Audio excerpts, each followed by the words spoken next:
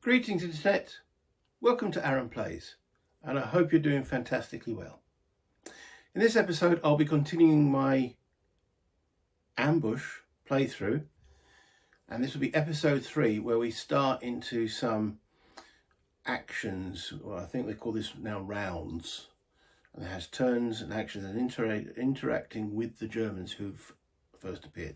So if you haven't watched the previous ones, the first episode was an introduction, explanation, set up my plans. The second episode was the first operations phase with my guys coming on the board until we encountered our first German, and I ended the video at that point. And so this is continuing that, what to do, because that German looks like he's going to be a tricky little, F, and you know what the rest of the word is. So anyway, let's get down to the board and see what's going on.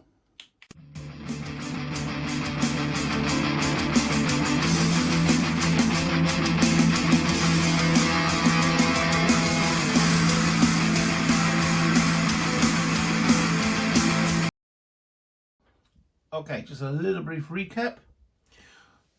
My guys, this is my fire team led by Ambrose, squad leader, and Gibson crossed over this crest line here.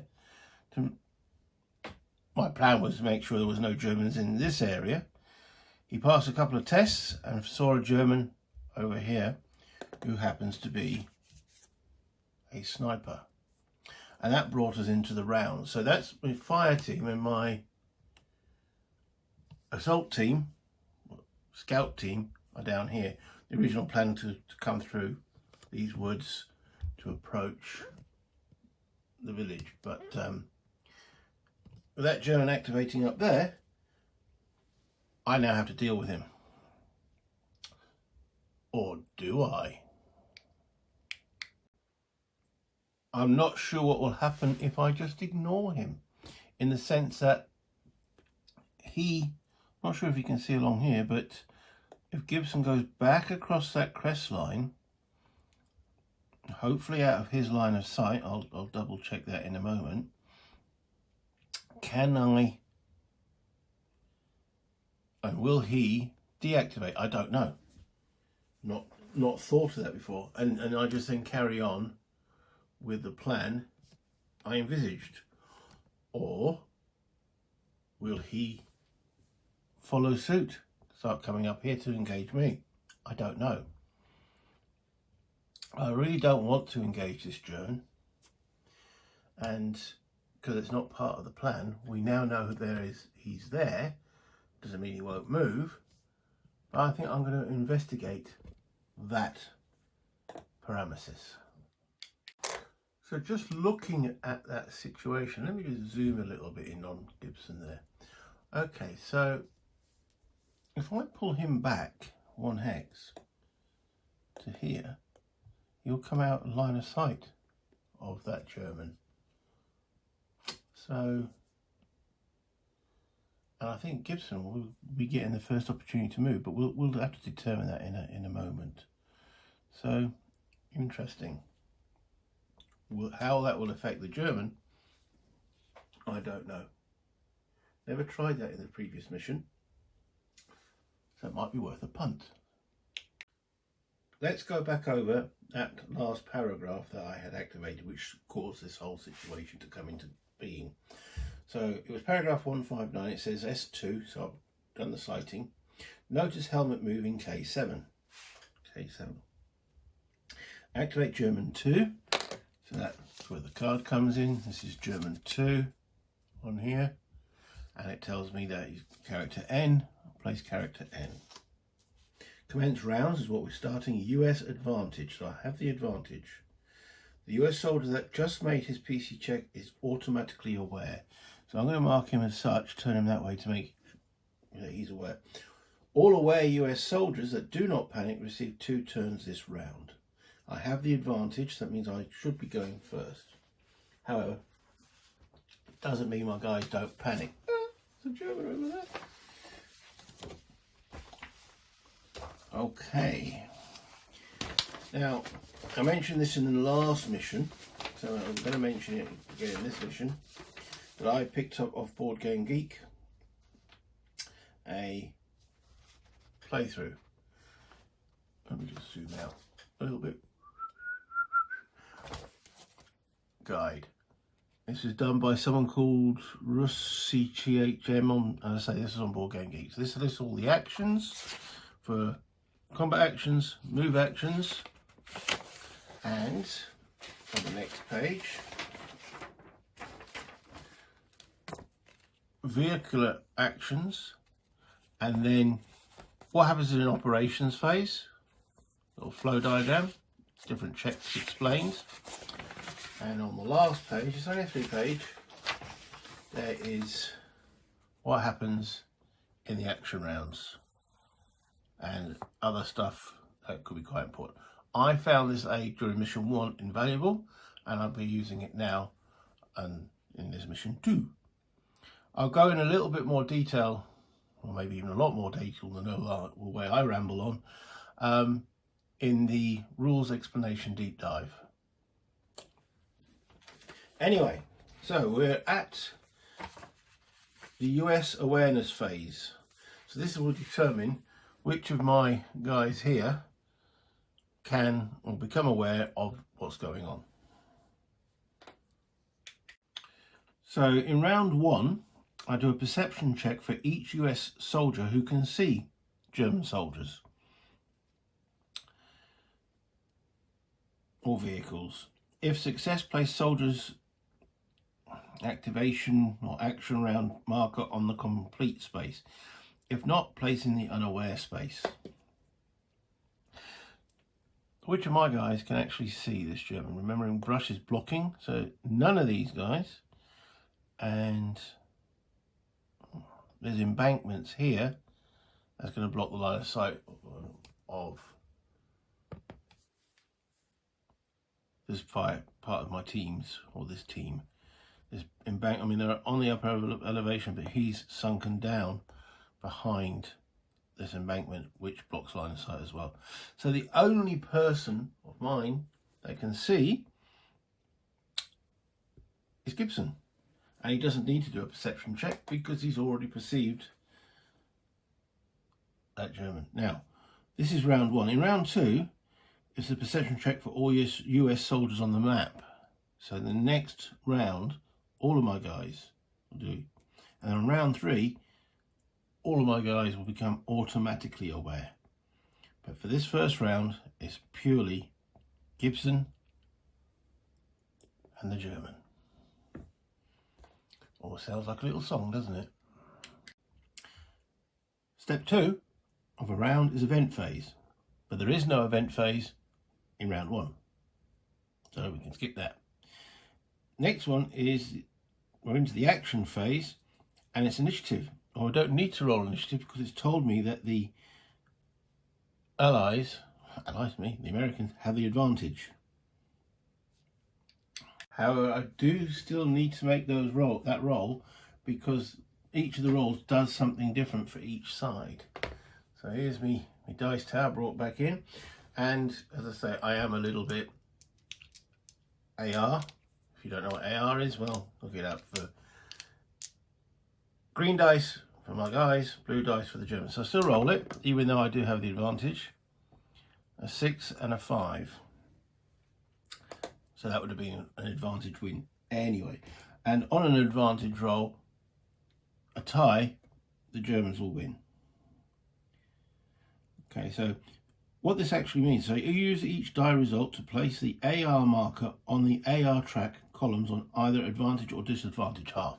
Whoa, okay, what does that mean? Let's bring the camera over and I can show you. So we have this chart here.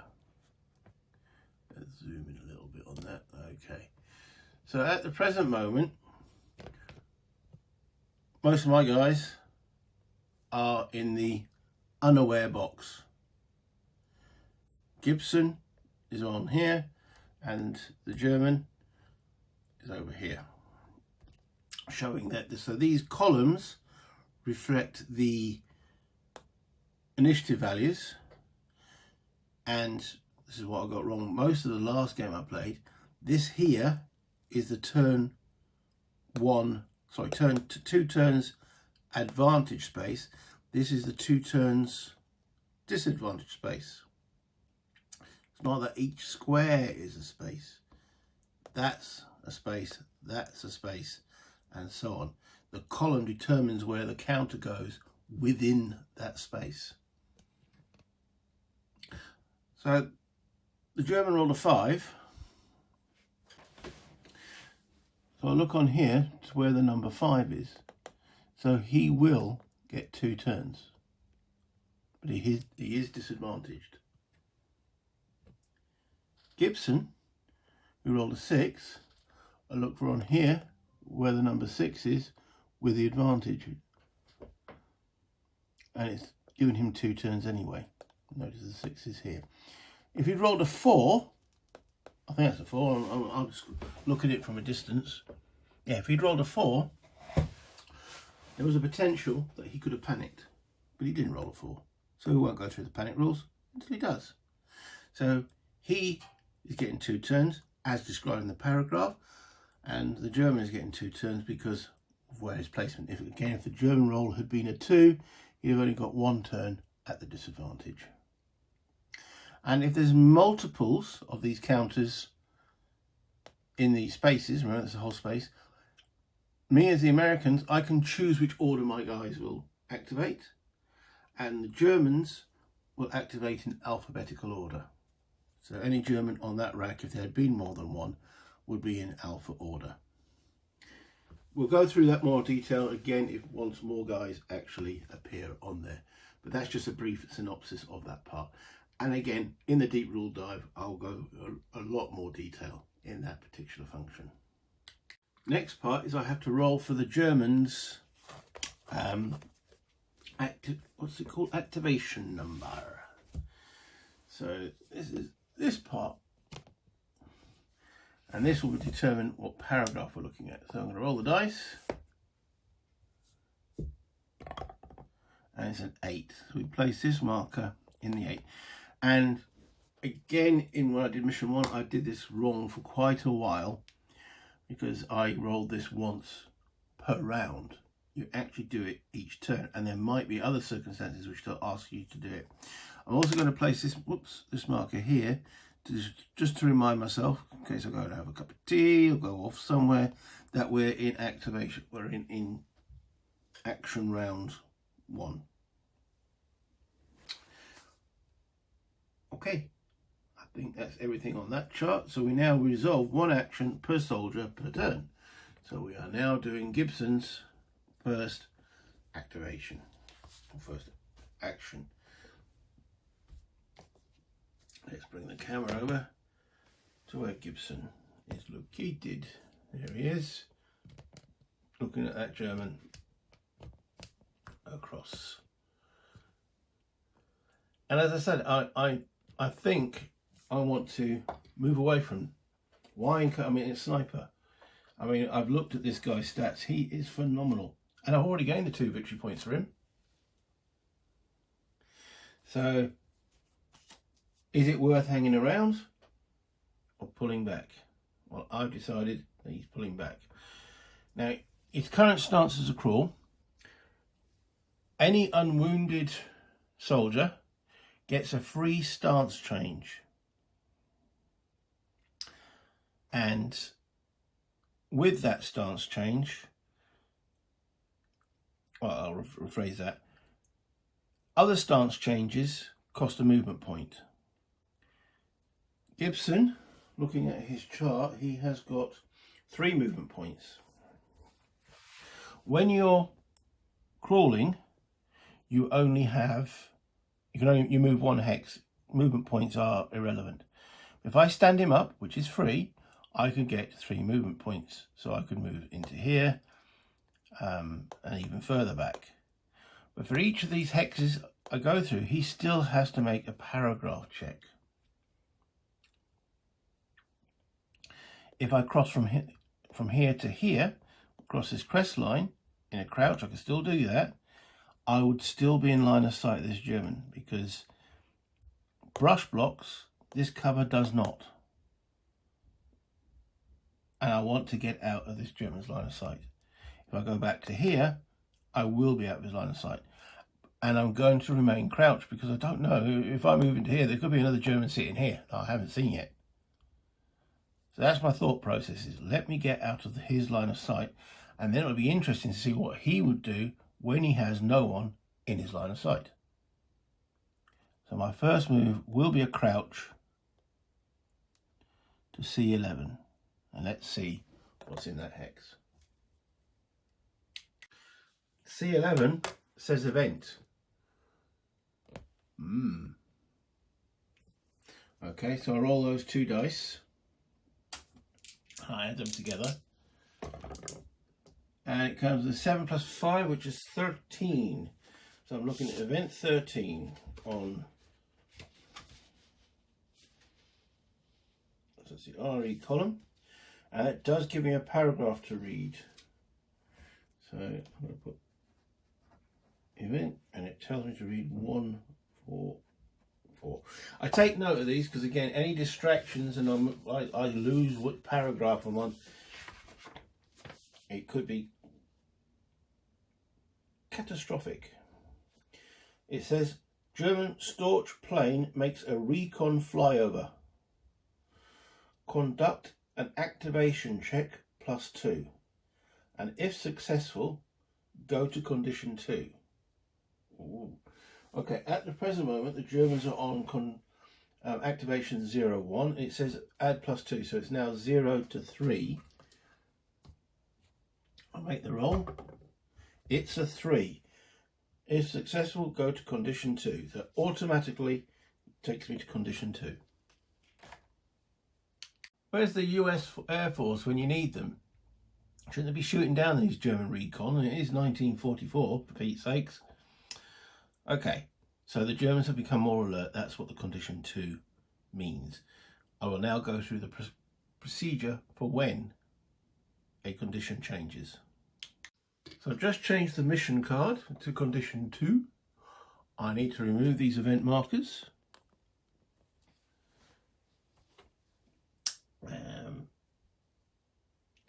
Check off the condition. I've done it on the track of my squad record, and now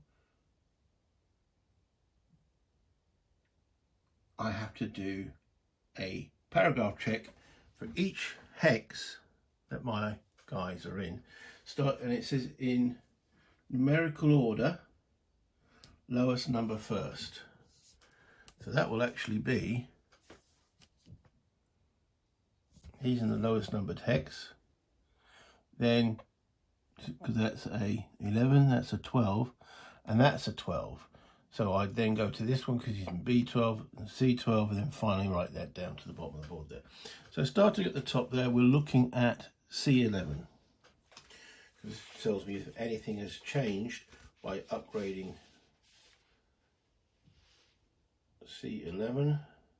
It's got the word none in there, so nothing happens. If the word event came up there, I'd put an event marker in there, but would not resolve the event. So there's nothing here. Oops. Lots of bits of paper.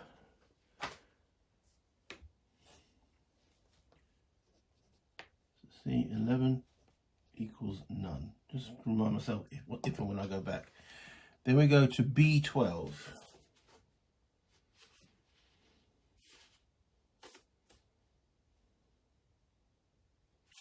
That's also none.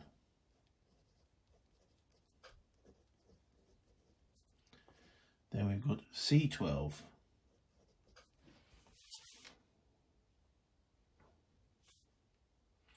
Now that's come up with the word event, but there is no event. I'll just place an event marker in there. And then we go all the way down to C18.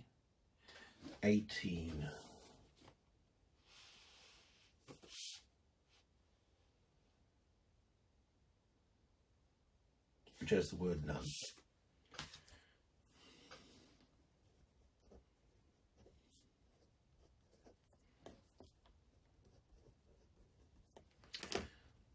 What I'm doing here also is that I'm keeping a record of the hexes I've gone through in this mission. So I'm under condition 2 in here.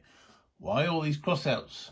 Yeah, I did move a little bit further, and this is for these guys. I did actually move a little bit further onwards. However, I was checking the completely wrong paragraphs. I mean, whatever hex I was going to. So if I went into F17, I was checking C17. If I went into this hex here, F80, I was checking C80. Everything was a C. And I thought, I mean, I wrote it down as the right code, but then I checked it as a C. So obviously I retook back the video. Nothing was revealed because it was all on the C row, so I have no idea still what's here if I looked up the correct code. Hence why I thought, okay, I can safely take that back. And that's what I've done. But that's what I'll do. So each hex I'm going into, I'm filling in this record. Just remind me, I've gone, and this now is no longer relevant because we're now on condition 2. So if I move into C11, I don't have to sit there and check the paragraph again because I know there's nothing there. So, and once I go to C3 or higher, I will do the same again. An aid memoir, and also it helps, as I say, if I need to go to the toilet or anything like that and get interrupted, the phone rings, etc. I know exactly where I am. And that's it. So I now move back into the round in progress. If I look over to, there it is. Gibson has done his first turn, so that will now come down there because he did low crawl. He's still the only one that's aware.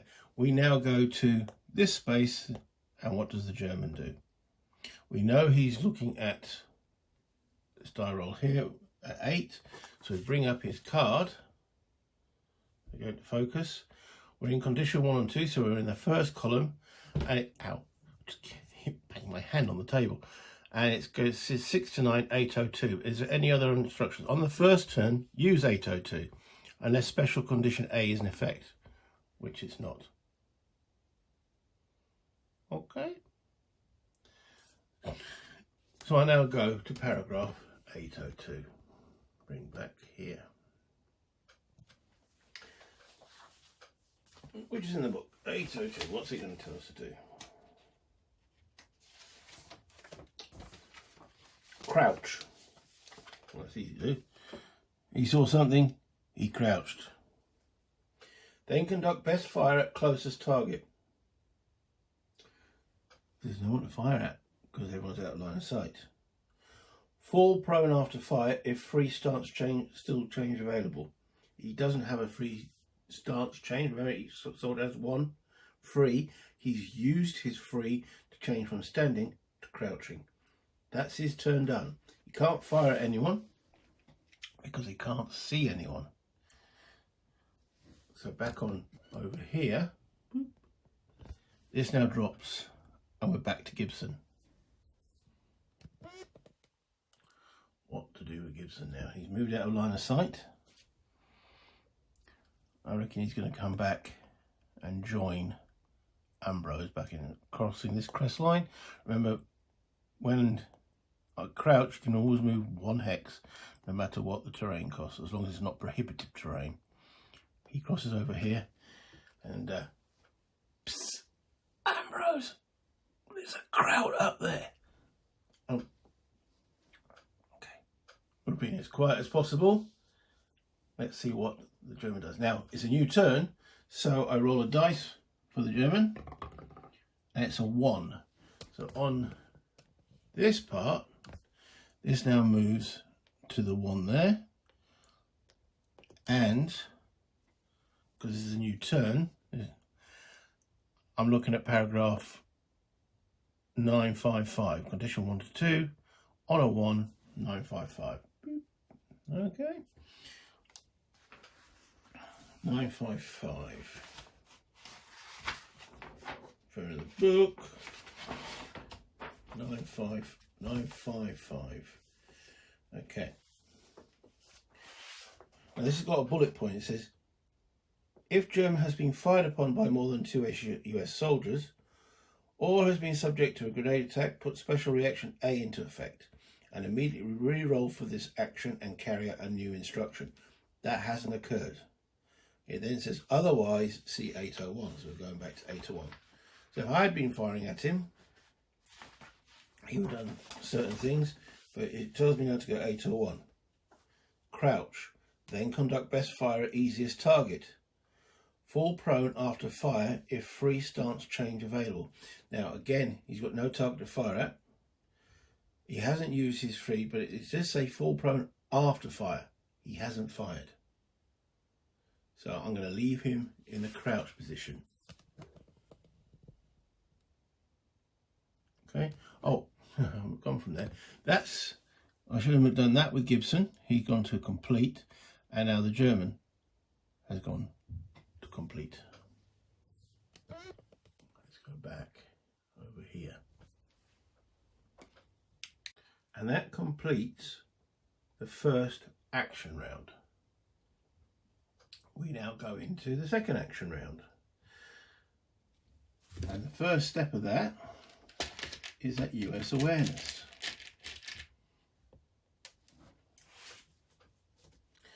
Perception check for each US soldier on the map to see how many of them are now aware. So we'll come over to this lot first, and it's a straight perception check. It doesn't say there's any modifiers, so I'll bring the dice over. Okay, a little dice tower, there it is. And we've got Ambrose. Now Ambrose has got a perception of 7. He's the squad leader. He can see what's going on. Dylan, he's got a perception of 3. Oh, he's awake too. So both of them in that stack. Then we have Hudson. Now, he's not the brightest spark on the planet. He's got a perception of 1. No, he's busy staring at his fingernails. We then move to these dudes. I'll still bring up the dice. So we have Fitzpatrick first of all. Fitzpatrick has got a perception of 3. Oh yes. Then we've got Evans, who's got a perception of 4. Yes. We've got Cornwall, who's got a perception of 5. Now, he's looking at his fingernails. Actually, he's probably hiding behind the tree doing a toozy. And then we have finally Bell, the assistant squad leader, with a perception of 6.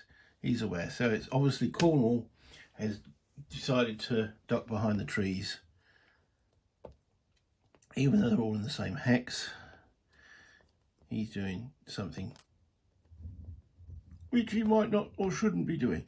So that's all my guys done, their perception checks, and a lot of them have actually passed.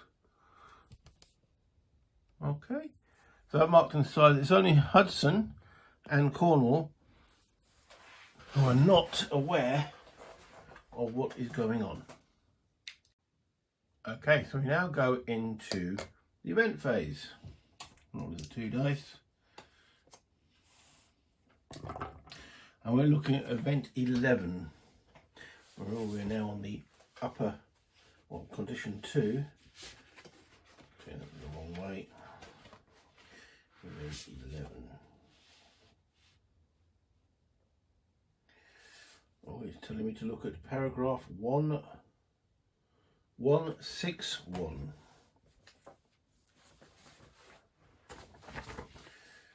So the event has occurred. Now it's giving me an instruction. It says S1 and S2 required. Go to condition 3.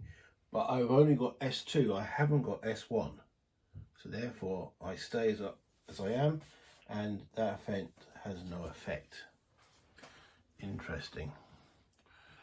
Okay, so that's the event phase. We now go to action phase, where I roll both dice, German and American, and I rolled 5 for the German and 1 for myself. That's not so good. That means the Germans now have the advantage.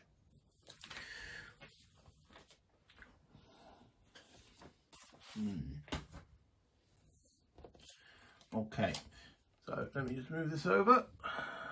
There's the die rolls. Okay, so I'm now looking on this chart. All of those that were made, so Hudson was unaware. These guys here go to the complete. Cornwall was unaware.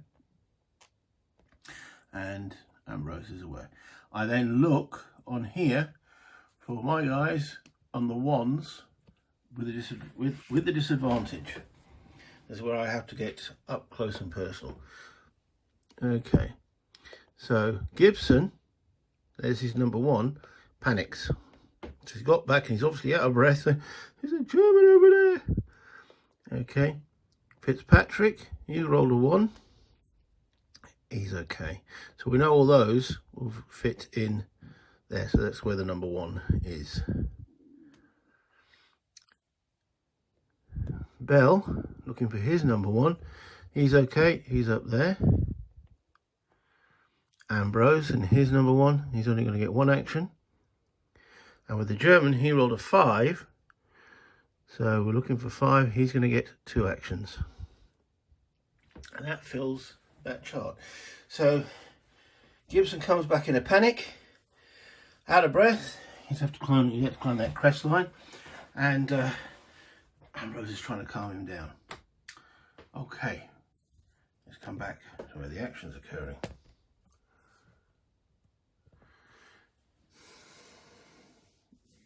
I now make a new roll for the German activation because it's a new turn, and it's number 4. So the activation number has now moved to 4. Remember, I'm just using these to show what round we're actually in. I'm only going to do it for the first 3, because after that it's just not important. All right. So the German has got a 4. Looking on here, with a 4, we're going to paragraph 9.5. Why is that not focusing? How rude. 9. Okay, so yeah, bring this back in. 954. So let's see what the German's up to. 954.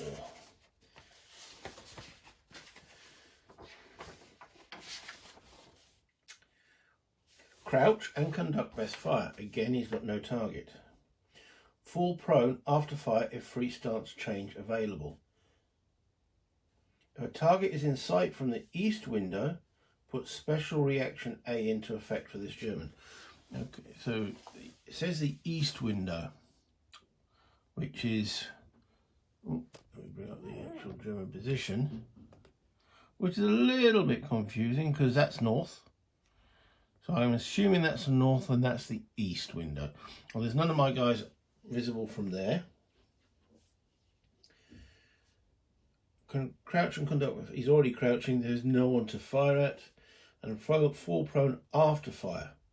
There was no fire, so I'm saying he's not going to fall prone. Okay. And all that. Whoops. Oh, sorry for that. If I gave you a headache. That means he now moves down to here. He's completed his first action. So next up we have Bell. And Bell is down here.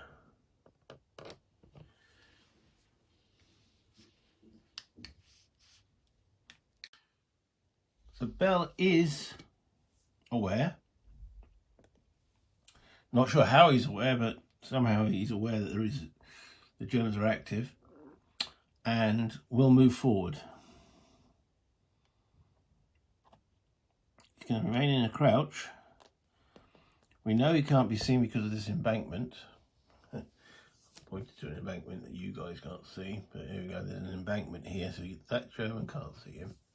But he moves into D17, and I've got to check D17, not C17, D17. Okay, this has now come up with S1110. So let me write that down. So D17 is S1110.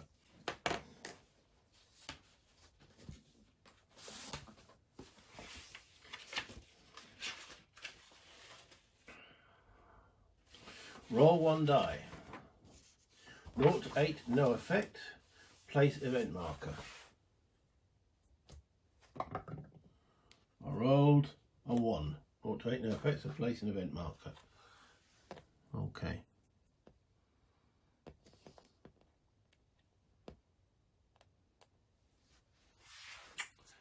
And that completes Bell's activation. So again, looking at the actual chart we have over here, just move Bell down from there to there, and we're now back with German soldier N. Let's give him a name. Nyman. Is that a German name? Sounds like one. Nyman. Okay, so Nyman, I need to roll a new die roll for him to see what he actually does. And he rolls an 8. And I look at the card. And it's still condition 1 or 2 with an 8 at paragraph 802. We've had that before. 802.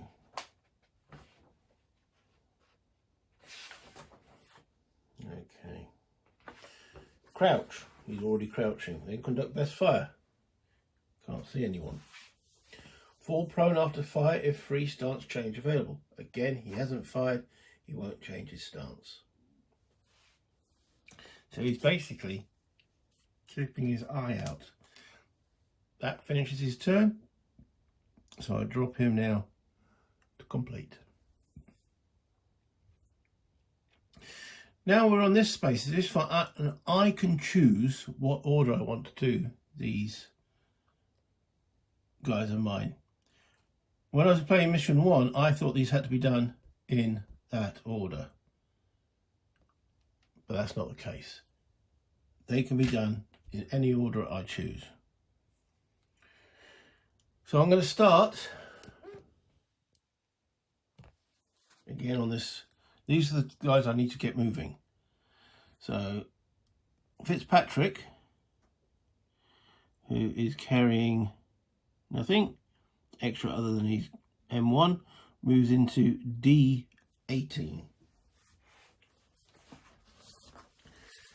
And what do we get for D18? None.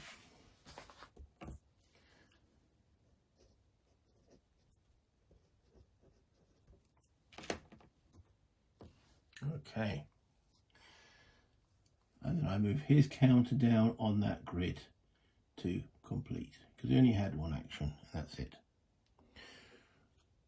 We'll then move Evans into D18, remaining in a crouch, and I don't need to recheck that again because we've already checked it and we know nothing happens there. But I do move Evans down on that track. I'm then going to move Cornwall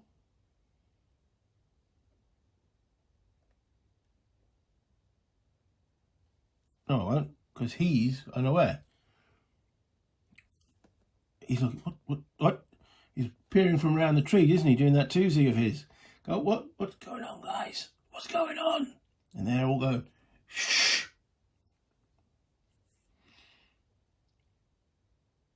Then we'll do Bell. And Bell will move into E18. And I've got to remember to check E18, not C18. Paragraph E18 comes up with none.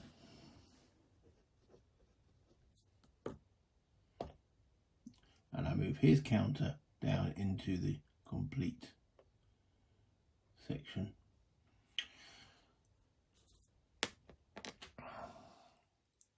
Dylan, who's got the automatic tactic, yeah, the book, the Browning. Do I want to engage that German after all? I mean, I could move Dylan to here and open fire. I can maintain the situation. I think I'm going to maintain the situation. So Dylan is actually going to pass.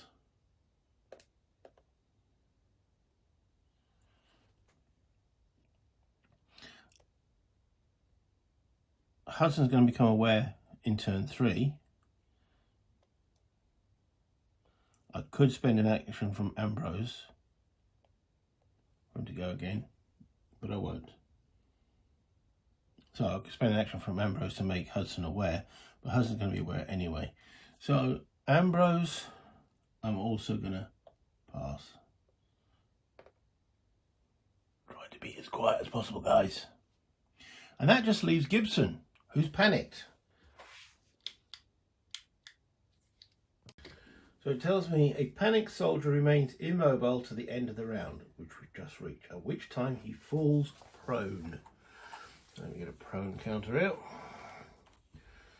He's hitting the dirt, chewing the cud. There he is. And his activation marker is then placed in the complete space with everybody else's. A panicked soldier can be attacked and if hit is subject to all the effects. For additional effects of panic, see 13.1. Those are additional effects.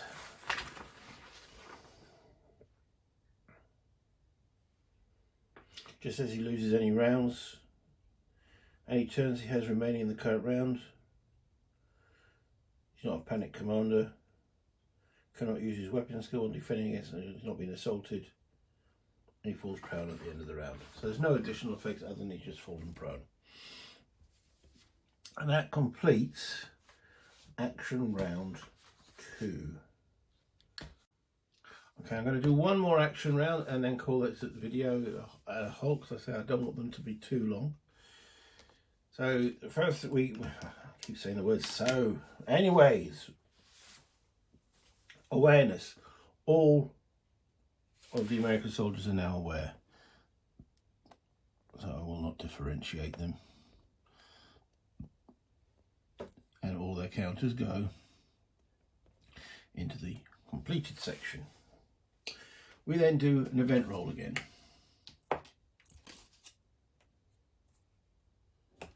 And this time I rolled a 5.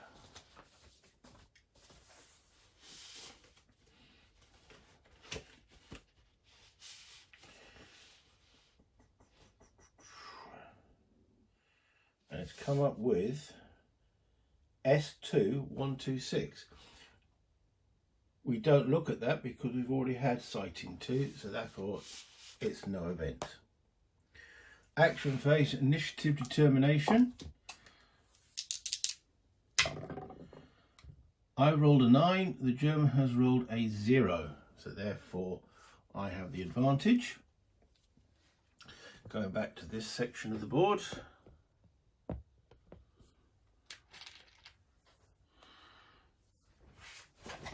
And now looking at the number 9, just zoom a little bit on that.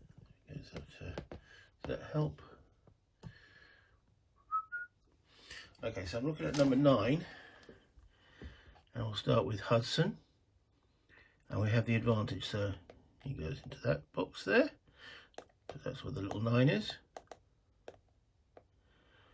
Gibson,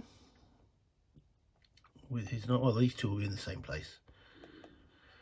Dylan, and we're looking at the yellow because we've got the advantage, so he's also having one action, so all of those are going to end up in the same place. Cornwall and Bell with their 9. Okay, so they go into this box, but they now got a potential panic check.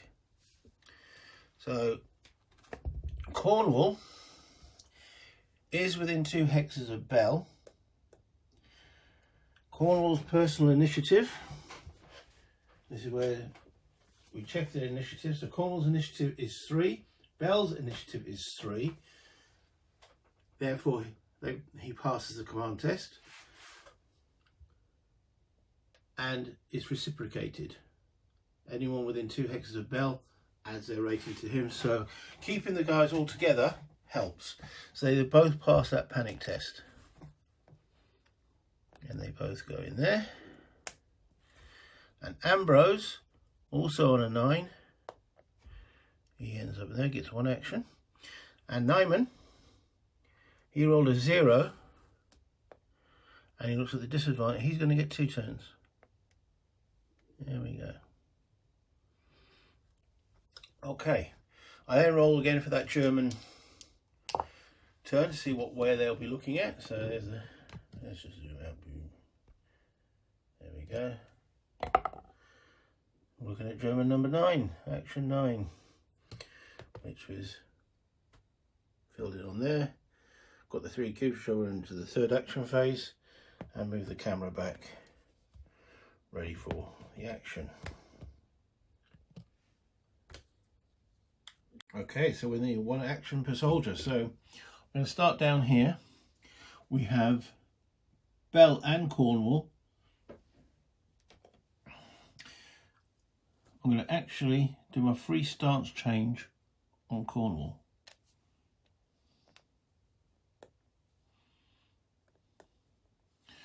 We know, now that gives him, double check, make sure I don't give him too many movement points. He has got 4 movement points. I'm going to bring him up to Bell's hex. We know Bell's hex has got E18, there's nothing in there, and we know in D17 there's an event potential, a sighting check in there. So we'll avoid that. We'll have him go into where this event is. That means there's nothing else he's got to roll for. So that's 2 movement points and 4 movement points. He joins Bell. And then I take his marker and drop that down to the 1 turn space. Bell, I'm actually going to spend one of his turns to get Evans moving. So that's one of the things he can do. One of his actions is he can convey to someone that's within his command range an extra action. So Evans, who actually only had 1 action, now goes to 2, and Bell drops from 2 actions down to 1. And then I'll move Evans. So let's stand him up. That's a free action, and now Evans, how much movement has he got? He's got 4 movement points, so he will move into this hex here, which is E17, E18, E19, and then we'll check to see if that activates anything.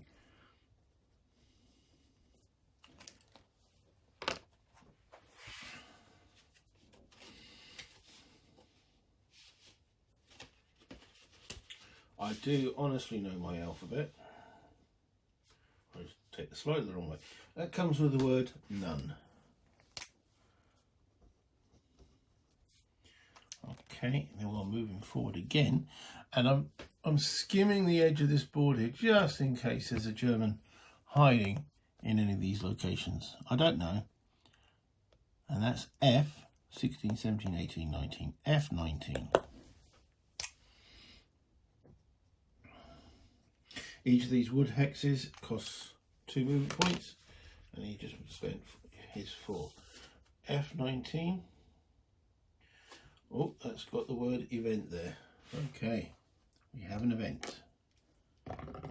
Dropping 2 dice, 6, and well, that's a 10.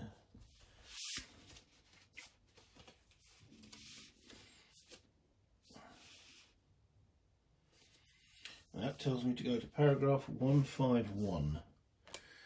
So, event 151.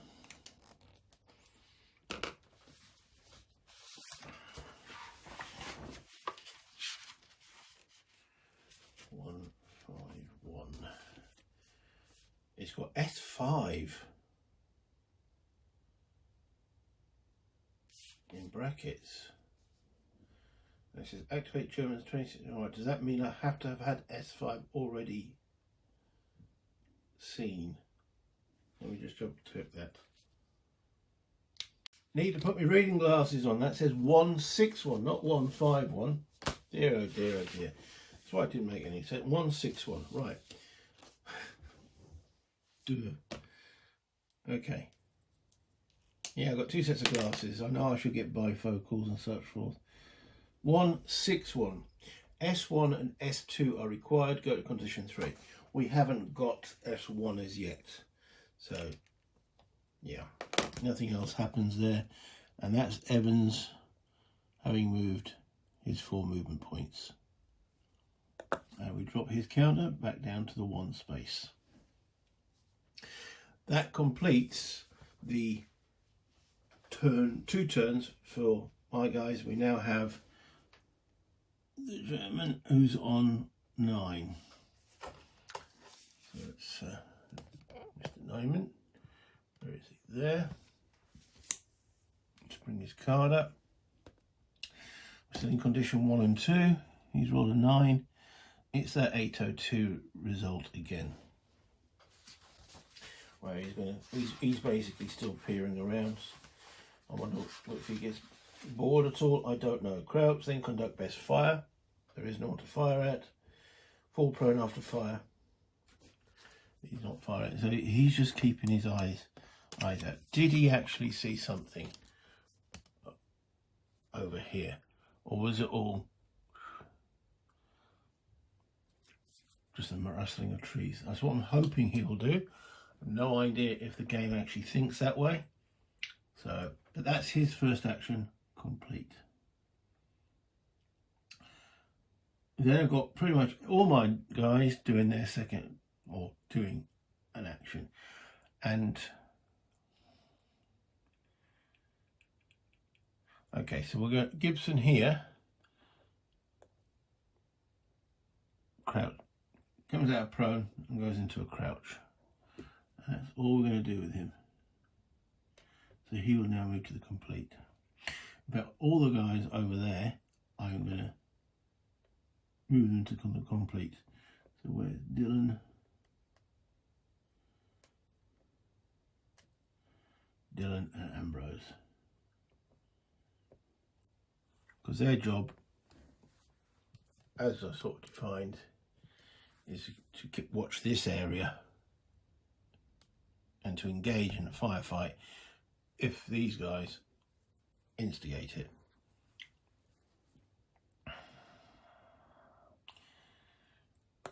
That building is, though, out of their line of sight. So if there's any Germans up here, they can engage. If there's any Germans in here, they won't be able to.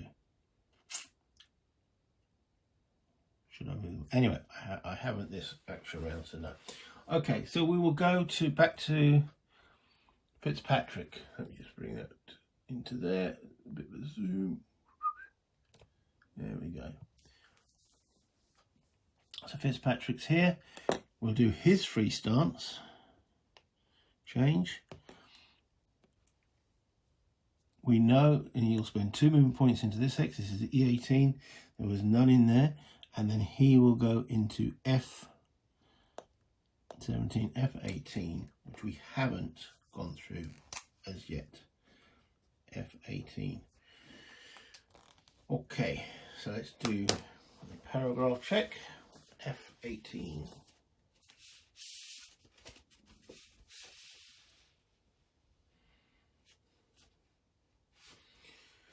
None. Okay, so spent his 4 movement points and is then done. I move his counter now to the complete.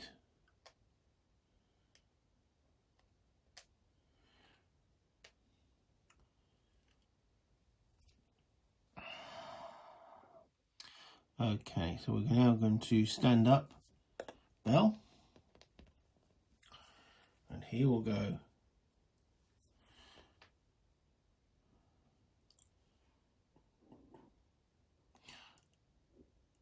F17,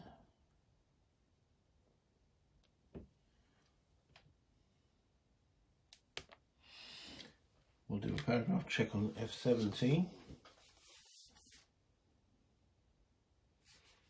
None.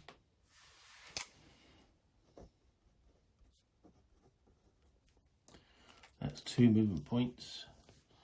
And then he'll move into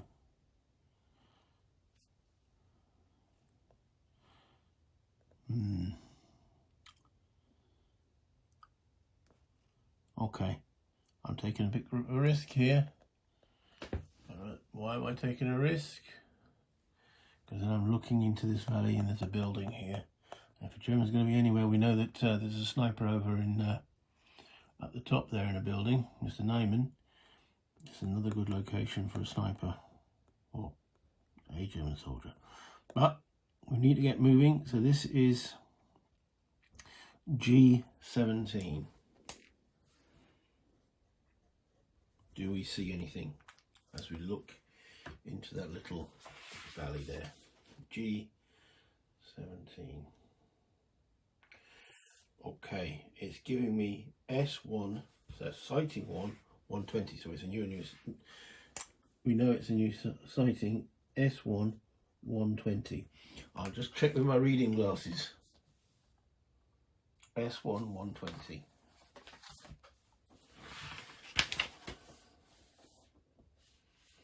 Roll 1 die. 0 to 8, no effect. Place an event marker.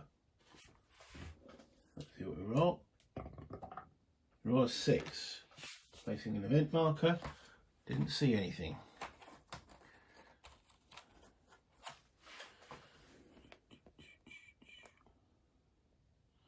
That's his 4 movement points done. Moving bell completed.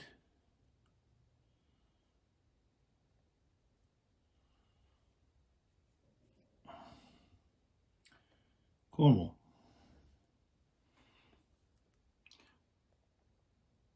I'm going to go 2 movement points into F17 where we've been, and then 4 movement points into G18.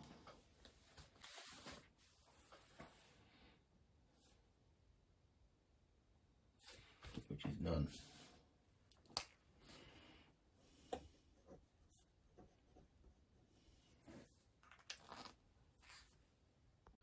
So that completes all my guys. That just leaves Neyman on his turn 1 activation. I have to roll a new dice for him, and he rolls a 0. Will this change what he does? We're going back up to Neyman, sitting there with his little card. Rolls a 0, 955.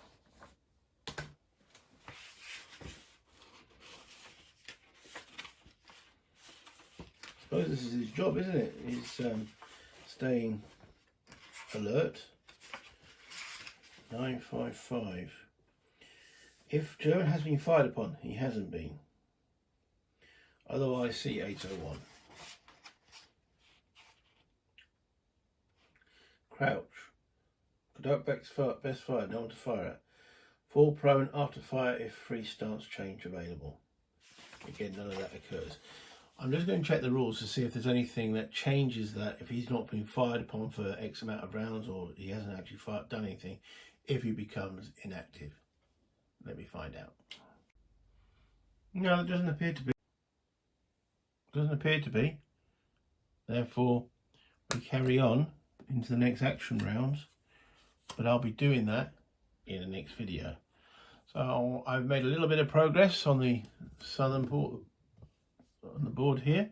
Remember, my plan is to get along here, cross the stream, go through these woods, possibly take out this building, and then encroach. Maybe we look further.